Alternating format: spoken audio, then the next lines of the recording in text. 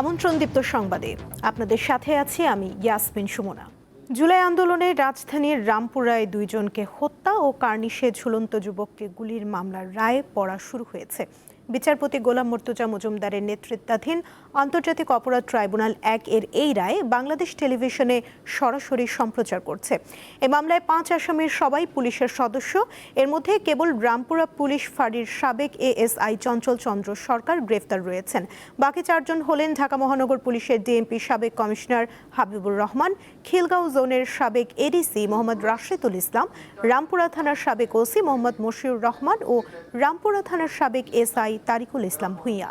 রাষ্ট্রপক্ষ এই মামলায় সর্বোচ্চ শাস্তি চেয়েছে, তবে আসামিদের নির্দোষ দাবি করেছেন তাদের আইনজীবীরা।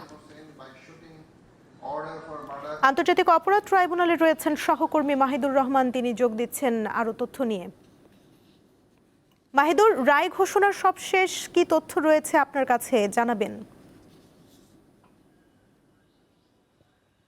সুমনা, আজকে কিন্তু ঠিক দুপুর ১২টা বেজে এই মামলার রায় পড়া শুরু হয়েছে। মামলার আনুষ্ঠানিকতা কিন্তু বিটিভিতে সরাসরি সম্প্রচার করা হচ্ছে।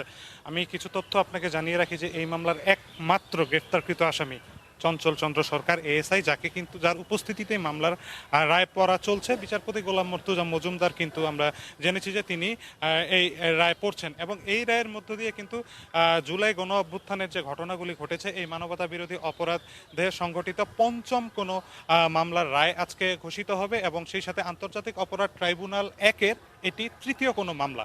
এবং এই মামলায় যে ৫ জন আসামি রয়েছে, এই ৫ জন আসামির মধ্যে প্রধান আসামি করা হয়েছে ডিএমপির সাবেক কমিশনার হাবিবুর রহমান হাবিবকে। তিনি কিন্তু ইতিমধ্যে অন্য একটি মানবতা বিরোধী মামলার রায়ে কিন্তু মৃত্যুদণ্ডপ্রাপ্ত আসামি, অর্থাৎ চানখারপুলে শিক্ষার্থী আনাস সহ যে ৬ জনকে হত্যা করা হয়েছিল, সেই হত্যা মামলার কিন্তু তিনি পলাতক রয়েছেন, তিনি মৃত্যুদণ্ডপ্রাপ্ত আসামি। আজকেও কিন্তু তারই বিরুদ্ধে রায় ঘোষণা করতে যাচ্ছে। তো এই ঘটনার যদি একটু আমি আপনাকে জানাতে চাই যে ঘটনাটি ঘটেছিল ২০২৪-এ গণ অভ্যুত্থান চলাকালীন ১৯শে জুলাই ৩টি ঘটনা এখানে ঘটেছে। এই ৩টি ঘটনাকে কেন্দ্র করে ৩টি অভিযোগের ভিত্তিতে কিন্তু এই মামলার অভিযোগপত্র দাখিল করে প্রসিকিউশন। তার মধ্যে আমির হোসেন নামের এক যুবককে একটি কার্নিশে ঝুলে থাকা অবস্থায় তাকে ৬ রাউন্ড গুলি করা হয়।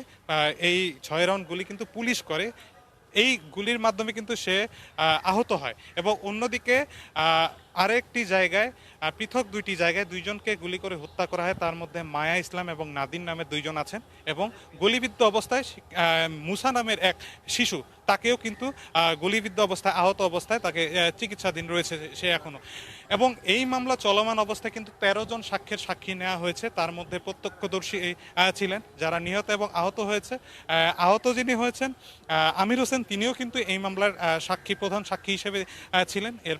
এবং প্রত্যক্ষদর্শী ছাড়াও এই মামলার তদন্ত কর্মকর্তা এবং পুলিশ সহ মোট ১৩ জন সাক্ষ্য গ্রহণ দিয়েছে। তো আসামি পক্ষ কিন্তু বলছে যে তারা যে সাক্ষ্য প্রমাণ এনেছে তাতে কিন্তু তারা প্রমাণ করতে ব্যর্থ হয়েছে। অন্যদিকে রাষ্ট্রপক্ষের আইনজীবী তো শুরু থেকেই বলে আসছে যে তারা এই মামলায় সরাসরি জড়িত, এবং নির্দেশদাতা হিসেবে পুলিশকে তারা প্রধান দোষারোপ করছেন, এবং পুলিশের এই বেপরোয়া যে কার্যক্রম ছিল, পুলিশের এই বেপরোয়া কার্যক্রমের মাধ্যমে কিন্তু তারা লেথালি ওয়েপন ব্যবহারের মাধ্যমে কিন্তু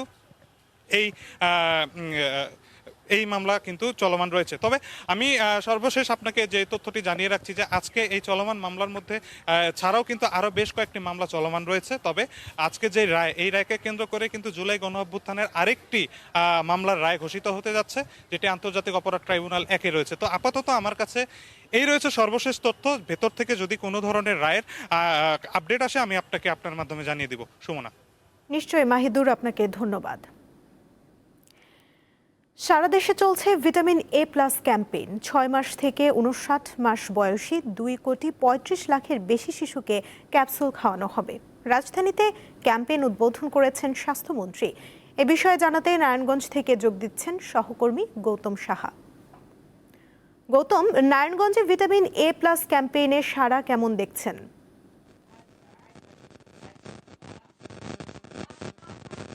সকাল থেকে ভিটামিন এ প্লাস ক্যাম্পে নারায়ণগঞ্জের নাসিক এবং উপজেলা ভিত্তিক যে কেন্দ্রগুলি রয়েছে সেখানে কিন্তু উৎস উদ্দীপনার মাধ্যমে টিকা দিতে আসছে শিশুরা, তার দেখা যাচ্ছে। এবং নারায়ণগঞ্জে নাসিক এলাকায় ১,৪০,১১ জনকে এবার টিকা দেওয়া হচ্ছে। মূলত ছয় থেকে 1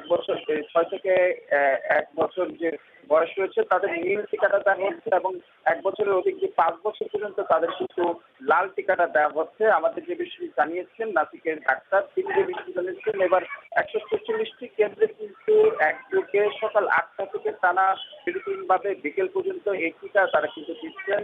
কিছুক্ষণ আগে বৃষ্টি হয়েছে, বৃষ্টির এর জন্য কিন্তু কিছুটা মানুষজন আসা কিন্তু কম ছিল। এখন যেহেতু বৃষ্টি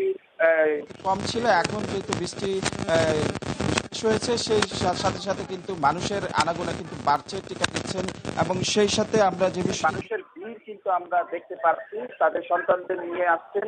মূলত তারা যে বিষয় জানিয়েছেন, নাসিকের যে ডাক্তার রয়েছেন, এ প্লাসের যে ভিটামিন এ প্লাসের যে সমস্যা রয়েছে তার প্রতিরোধমূলক কিন্তু এই শিশুদের কিন্তু আজ টিকা খাওয়ানো হচ্ছে। প্লাস এই যে টিকাটি রয়েছেন, এবং এটি কিন্তু বিভিন্ন সেশনের মাধ্যমে প্রত্যেকটি শিশুকে কিন্তু তারা এই টিকাটা কিন্তু নিশ্চিতভাবে দেওয়ার যে ব্যবস্থা করছেন বলে আমার জানিয়েছেন, এবং তাদের কাছে পর্যাপ্ত টিকা তাদের রয়েছে বলে জানিয়েছেন। এবং এখন পর্যন্ত যারা এখানে স্বাস্থ্যকর্মী রয়েছেন এবং বিভিন্ন উপজেলার যে কমপ্লেক্সগুলি রয়েছেন এবং শহরের যে খানপুর হাসপাতাল এবং শহরের ভিক্টোরিয়া জেনারেল 100 হাসপাতালে কিন্তু টিকা দেওয়া হচ্ছে, এবং সেই সাথে নাসিকের যে ওয়ার্ডগুলি রয়েছে সেই কাউন্সিলরদের কার্যালয়ের এখানে কিন্তু আমরা দেখতে পাচ্ছি টিকা দিচ্ছেন। আমি এখন দাঁড়িয়ে আছি নারায়ণগঞ্জের 12 নং ওয়ার্ডের যে টিকা কেন্দ্রটি রয়েছে, এখানে নাসিকের যে স্বাস্থ্যকর্মীরা রয়েছে তারা কিন্তু শিশুদের টিকা খাওয়াচ্ছে। আমরা যে বিষয়টি দেখতে পাচ্ছি, এক এক করে তাদের বাচ্চাকে নিয়ে আসা হচ্ছে, এবং যারা স্বাস্থ্যকর্মী রয়েছে তারা কিন্তু টিকা খাওয়াচ্ছে। মূলত 6 থেকে 11 মাস বয়সী যারা রয়েছে তাদের কিন্তু 11 মাস বয়সী যারা রয়েছে তাদের কিন্তু সেই শিশুকে নীল টিকাটা দেওয়া হচ্ছে, এবং তার অধিক যারা 5 বছর রয়েছে তাদের কিন্তু লাল টিকাটা খাওয়ানো হচ্ছে। এবং আজকে নারায়ণগঞ্জে 1,40,011 জনকে টিকা খাওয়ানো হচ্ছে, এবং সকাল 8টা থেকে বিকাল 4টা পর্যন্ত এই বিরতিহীনভাবে কিন্তু এই ভিটামিন এ প্লাস ক্যাম্পিং টিকা প্রদান কিন্তু কর্মসূচি চলবে বলে আমাদের জানিয়েছেন। এই ছিল আসলে আমার কাছে এখন পর্যন্ত টিকাদান কর্মসূচির সর্বশেষ তথ্য। নারায়ণগঞ্জ থেকে জানাচ্ছিলেন সহকর্মী গৌতম সাহা। পটুয়াখালীর 1,829টি কেন্দ্রে চলছে ভিটামিন এ প্লাস ক্যাম্পেইন। এ বিষয়ে তথ্য নিয়ে যুক্ত রয়েছেন সহকর্মী মোহাম্মদ ইমরান। কথা বলবো তার সঙ্গে। ইমরান, পটুয়াখালীতে ভিটামিন এ প্লাস ক্যাম্পেইন কতটা সফলভাবে চলছে বিস্তারিত জানাবেন। সুমনা, সারা দেশের ন্যায় পটুয়াখালীর 1829টি কেন্দ্রে কিন্তু একযোগে ভিটামিন এ প্লাস ক্যাম্পেইন শুরু হয়েছে। সকালে আমরা দেখেছি যে জেলার মা ও শিশু কল্যাণ কেন্দ্রে জেলা প্রশাসক মোহাম্মদ শহীদ হোসেন চৌধুরী এবং civil surgeon doctor Khalidur Rahman মিয়া কিন্তু এই কার্যক্রমের উদ্বোধন করেছেন। এরপরে থেকেই আমরা দেখেছি জেলার প্রতিটি হাসপাতাল, বিশেষ করে এই জেলার কিন্তু অস্থায়ী কেন্দ্র রয়েছে 8টি এবং স্থায়ী কেন্দ্র রয়েছে 8টি এবং অস্থায়ী কেন্দ্র রয়েছে 1823টি। এসব কেন্দ্রে কিন্তু একযোগে ভিটামিন এ প্লাস ক্যাম্পেইন শুরু হয়েছে। আপনি আমার পিছনে দেখতে পাচ্ছেন এখন কিন্তু এখানকার যে স্বাস্থ্যকর্মীরা রয়েছে এবং তারা কিন্তু এখন এই কেন্দ্রে কিন্তু তারা ভিটামিন এ প্লাস ক্যাপসুল কিন্তু খাওয়াচ্ছেন। আমরা সকাল থেকে দেখেছি এখানে যে শিশুরা রয়েছে, বিশেষ করে 6 থেকে 11 মাসের যে শিশু রয়েছে, এই সকল শিশুদের নীল রঙের ক্যাপসুল কিন্তু খাওয়ানো হচ্ছে, এবং 12 মাস থেকে 59 মাস পর্যন্ত যে শিশুরা রয়েছে তাদের কিন্তু লাল রঙের ক্যাপসুল খাওয়াচ্ছে। আমরা এখানকার জেলা স্বাস্থ্য বিভাগের পক্ষ থেকে আমরা জানতে পেরেছি জেলার কিন্তু প্রায় 2,53,000 শিশুকে কিন্তু এই ক্যাপসুল খাওয়ানো হবে। সকাল 8টায় কিন্তু এই কার্যক্রমে শুরু করা হয় এবং বিকাল 4টা পর্যন্ত কিন্তু একযোগে এই কার্যক্রম চলবে। আমরা দেখেছি শুধু এই বিভিন্ন জেলার যে হাসপাতাল বা উপজেলা হাসপাতালগুলোই নয়, জেলার যে সকল স্বাস্থ্যকেন্দ্র, উপজেলা স্বাস্থ্যকেন্দ্র, উপস্বাস্থ্যকেন্দ্র, ক্লিনিক এবং প্রতিটি ওয়ার্ডেও কিন্তু এই কার্যক্রম কিন্তু চলছে, সেটা কিন্তু আমরা লক্ষ্য করেছি। এবং আমরা সকাল থেকে দেখেছি এখানে বিশেষ করে সাধারণ মানুষ, বিশেষ করে শিশু এবং হচ্ছে যারা শিশুদের অভিভাবকরা রয়েছে তাদের কিন্তু হাসপাতাল বা এই কেন্দ্রগুলোতে কিন্তু এক ধরনের ভিড় আমরা সকাল থেকে লক্ষ্য করেছি। সকাল থেকে আমরা দেখেছি লাইনে দাঁড়িয়ে থেকে এই কেন্দ্রগুলোতে তারা কিন্তু এই ক্যাপসুল শিশুদেরকে ক্যাপসুল খাওয়ানোর জন্য অভিভাবকরা এসেছেন, সেটা কিন্তু আমরা লক্ষ্য করছি। এবং এখানকার যে স্বাস্থ্য বিভাগ রয়েছে তাদের সঙ্গে আমরা কথা বলেছি। আজ কিন্তু একযোগে 2,53,000 শিশুকে এই ভিটামিন A+ ক্যাপসুল খাওয়ানোর লক্ষ্যমাত্রা কিন্তু তারা নির্ধারণ করছে। তো আসলে সুমনা, পটুয়াখালী থেকে আমার কাছে এই ছিল সর্বশেষ। ইমরান, ধন্যবাদ আপনাকে। খাগড়াছড়ির বিভিন্ন পাহাড়ে 35,000 পরিবার ঝুঁকিপূর্ণভাবে বসবাস করছে। এর মধ্যে পৌর এলাকায় রয়েছে প্রায় 3,500 পরিবার। ফলে বর্ষাকালে পাহাড় ধসের ঘটনা ঘটছে। খাগড়াছড়ি সদরের শালবন, কদমতলী, কুমিল্লাটিলা, মোল্লাপাড়া, কলাবাগান, নেন্সিবাজার, কৈবল্যপীঠ ও সবুজবাগ এলাকায় জীবনের ঝুঁকি নিয়ে বসবাস করছেন অনেক মানুষ। তাদের বেশিরভাগই ছিন্নমূল। পাহাড় ধসের দুর্ঘটনা থেকে তাদেরকে রক্ষায় জেলা প্রশাসন মাঝে মধ্যে মাইকিং করে থাকে। ঝুঁকিপূর্ণ স্থানে বসবাসকারীদের নিরাপদ স্থানে সরে যেতে অনুরোধ করা হলো। গত কয়েকদিনের টানা বৃষ্টিতে জেলার বিভিন্ন এলাকায় ছোট বড় পাহাড় ধসের ঘটনা ঘটেছে। অবশ্য এতে কেউ হতাহত হয়নি। কোথাও জায়গা না পেয়ে বাধ্য হয়ে পাহাড়ে ঝুঁকিপূর্ণভাবে থাকতে হচ্ছে বলে জানান বাসিন্দারা। সরকারের কাছে পুনর্বাসনের দাবি তাদের। প্রতি বছর আমাদের মাটি ভাঙি পড়ে, ঘরে রাতে থাকে, ভয় হয়। পাহাড়ের উপরে ঘর করছি, সিমেন্টের বস্তা টস্তা দিয়ে আটকে রাখছি। বৃষ্টি আসলে মোটামুটি ঝুঁকিপূর্ণতে থাকি আমরা। পরিবেশ কর্মীরা বলছেন, পাহাড় কেটে অপরিকল্পিত বসতঘর নির্মাণের কারণে ভূমি ধসের ঘটনা ঘটছে। পর্যাপ্ত পরিমাণে গাছ লাগানো দরকার এবং যেসব জায়গায় ঝুঁকিপূর্ণ থাকে সেখানে কিভাবে আমরা যে বায়ো ইঞ্জিনিয়ারিং মাধ্যমে আমাদের এই যে পাহাড়গুলোকে রক্ষা করতে পারি সেই উদ্যোগ দরকার। পাহাড় থেকে ঝুঁকিপূর্ণ জনবসতি সরিয়ে নিতে কাজ চলছে বলে জানান জেলা প্রশাসক। জেলা দুর্যোগ ব্যবস্থাপনা কমিটি সভার মাধ্যমে আমরা বেশ কিছু সিদ্ধান্ত নিয়েছি এবং সিদ্ধান্তগুলো প্রচার করা হচ্ছে এবং কার্যকর করা হচ্ছে। পাহাড় কেটে বসতি স্থাপনকারীদের প্রায় সবাই দেশের বিভিন্ন সমতল এলাকা থেকে খাগড়াছড়িতে গেছেন বলে জানিয়েছে জেলা প্রশাসন। নূর আলম, দীপ্ত, বার্তাকক্ষ। এবারে থাকছে উদ্দীপ্ত যা কিছু ভালো ও উদ্দীপনার।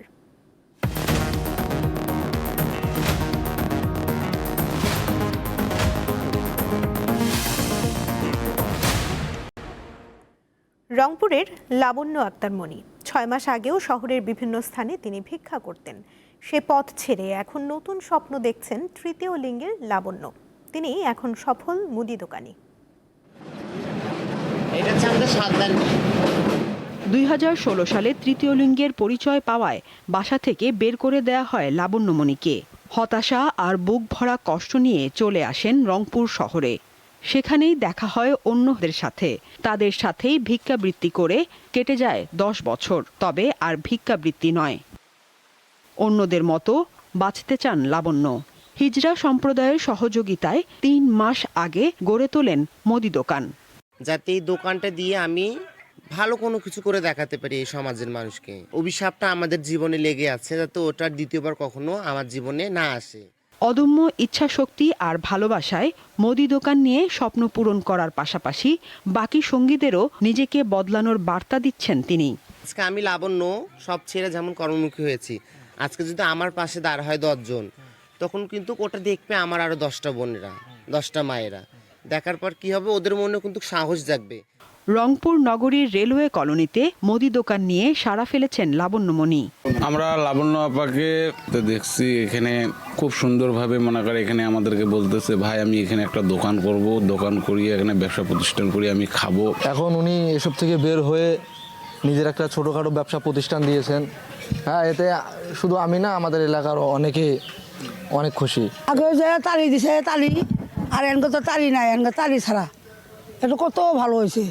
ভিক্ষাবৃত্তি ছেড়ে সফল ব্যবসায়ী হওয়ায় লাবণ্যমণি তৃতীয় লিঙ্গের জন্য অনুপ্রেরণার। সাদিয়া চৌধুরী, দীপ্ত, বার্তাকক্ষ।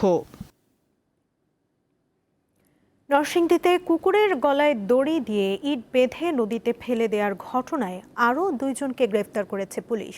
শনিবার সন্ধ্যায় নরসিংদী সদর উপজেলার চরাঞ্চল নজরপুর থেকে শাহিনা বেগম নামে এক নারী এবং রাতে রমজান আলী নামে এক যুবককে পৌর শহরের নাগরিয়াকান্দি এলাকা থেকে গ্রেফতার করা হয়। এ নিয়ে প্রধান আসামি মোহাম্মদ আলী সহ 3 জনকে গ্রেফতার করা হলো। নরসিংদী মডেল থানার ওসি আল মামুন জানিয়েছেন, ঘটনাটি প্রধানমন্ত্রী তারেক রহমানের নজরে এলে অভিযুক্তদের বিরুদ্ধে আইনগত ব্যবস্থা নেওয়ার নির্দেশ দিয়েছেন।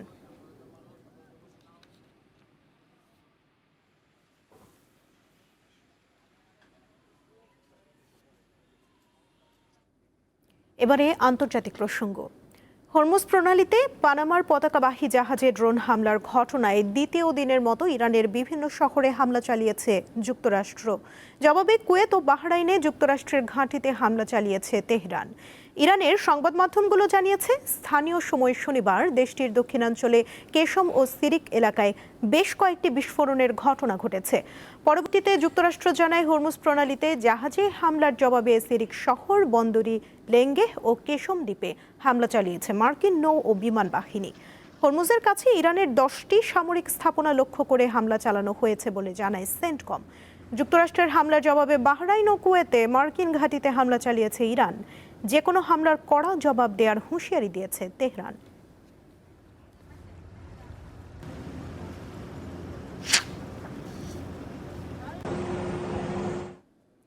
এই ছিল এখনকার মতো। পরবর্তী সংবাদ দুপুর 2টায় দেখার আমন্ত্রণ রইল। এছাড়া আরও তথ্য পেতে যুক্ত থাকুন দীপ্ত ডিজিটাল প্ল্যাটফর্মের সাথে। ধন্যবাদ।